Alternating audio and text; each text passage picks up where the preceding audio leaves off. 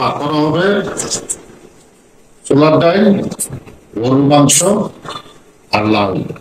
লাউগুলোকে আমি সিদ্ধ করে নিচ্ছি, গরুর মাংসগুলোকে ধুয়ে পরিষ্কার করে নিচ্ছি, ছোলার ডালগুলোকে সিদ্ধ করে নিচ্ছি। আর এই মশলাগুলা কাঁচামরিচ, রসুন বাটা, আদা বাটা, রাঁধুনি, পেঁয়াজ বাটা, পেঁয়াজ কুচি, বাদাম বাটা, সরষে বাটা, সাদা গোলমরিচ, তেজপাতা, মশলা গুঁড়ি, আর এখানে আছে মানে আস্তা মশলা গুলা, এলাচ, দারচিনি, লং।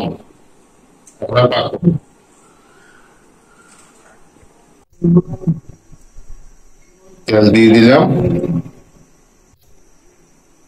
তেল গরম হয়ে গেছে। এখন আমি পেঁয়াজ কুচিগুলো দিয়ে দিলাম, রসুন দিয়ে দিলাম,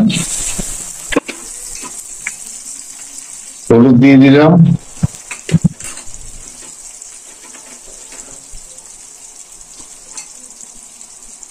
গরম মশলাগুলো দিয়ে দিলাম, এলাচ, দারচিনি,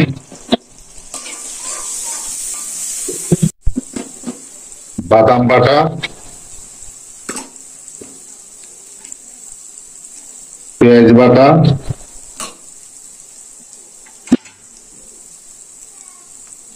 আদা, রাঁধুনি,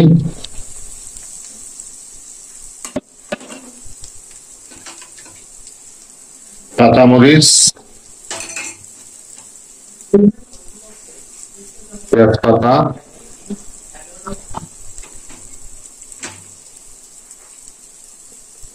এলাচ, দারচিনি গুলা, গুঁড়া মশলা গুলা,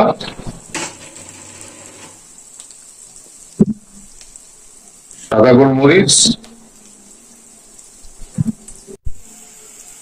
মশলা কষানোর জন্য একটু পানি দিয়ে দিলাম। মশলা কষানো হয়ে গেছে, এখন আমি মাংসগুলা দিয়ে দেব।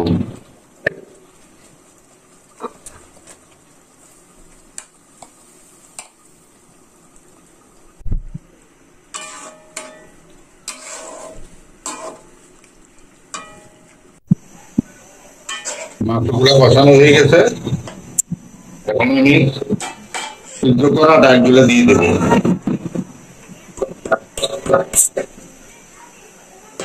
দিয়ে আবার একটু কষিয়ে নেব।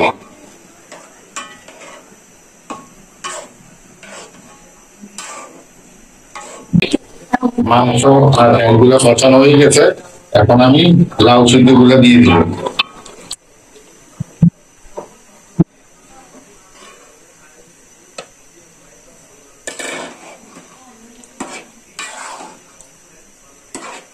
দিয়ে একটু কষিয়ে নেব।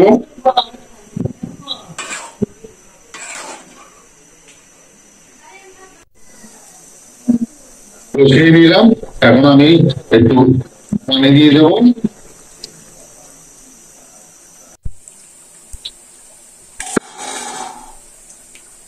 হয়ে গেছে,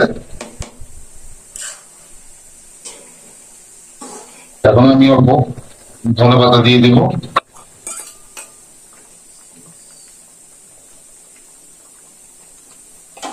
ধনে পাতা দিয়ে দিলাম, আর পেঁয়াজ কুচি একটু লাল করে নিলাম তেলে ভেজে, এটাও আমি